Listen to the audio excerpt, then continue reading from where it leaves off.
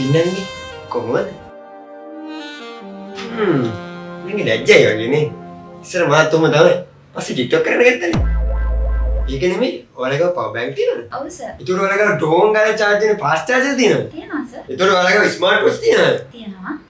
ඒතර ඔයාලගේ බැටරි තියෙනවද? තියෙනවා සර්. ඒතර cable, hand free, back covers, neck band, housing, TV, fridge. ඒ අපිට මොනවද ඕන? අයියේ මේ මම බැලුවේ මේ පොඩි පින් chargerයක් ගන්න කියලා මම ඒකයි මේ බැලුවේ. අපිට පොඩි පින් charger එකක් ඕන. ඔව් මට පොඩි පින් charger එකේ මම ගෙම්බ charger එකකුත් ඕනේ අයියේ මේ ඒකයි. අපිට ගෙම්බ charger එකක් ඕන. ඔව් නෑ මම ගෙම්බ charger එකත් එක්ක හත්තා මොනවද ගන්න කියලා තමයි මම බැලුවේ. බැත්තටම මේ කඩෙන් බඩු ගන්නද නැත්නම් වෙන මොකක් කර වැඩද? නෑ මම ඇත්තටම අයියේ මම ගෙම්බ charger එකත් එක්ක පොඩි තප්පර මාත් දෙන්න ඕන දෙයක් කියපන්. ඈ තප්පර පහයි හරි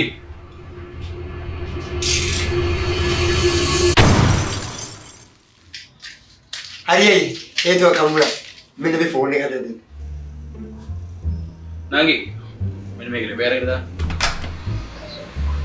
අයි ෆෝන් එක හදලා දෙන්න. නංගි අර මේ මුගේ අතට දුන්න ෆෝන් එක දෙන්න.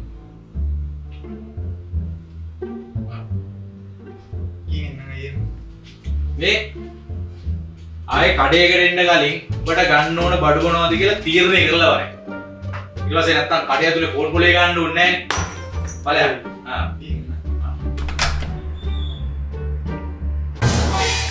ඇයි බෙහෙදවද මේ කෙල්ලෙක් දැක්කම පැණියලාන මේ කඩේට වෙලා ෆෝන් එක පොලේ ගාලා කිව්ව පළවෙනි එක උඹ කියලා. ඔය දැන් දවස් දෙකකට කලින් ආවේ. දවස් තුනක ඉවරයි ෆෝන් හදලා දෙන්න. උඹත් මං වගේ පෙරවගත්තනේ. දවසක් එයත් එක්ක ඉද්දි කෙනෙක් මට ශාස්ත්‍රයක් කිව්වා රේඛා බලලා අල්ලේ. ඒ වෙලාවේ මං එයාත් එක්ක ඇවිද හිටියේ මුහුදු වැල්ලේ. මගේ වලත්තකම් සියල්ල දරාගෙන හිටපු කෙල්ලේ. ඔයා දාලා ගිය දා ඉඳන් මගේ අල්ලේ රේඛා ඔක්කොම වල්ලේ. මේ මෙහෙම කිව්වා. මේක ෂෙයා කරපන් මල්ලි.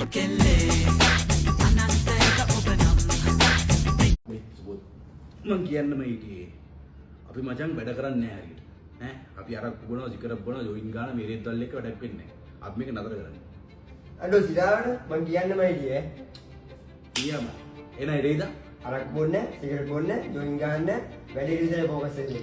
එන්නේ කිව්වේ. මේ ජොයින්ට් එකක් තියෙන ගහනවද? ගහමු.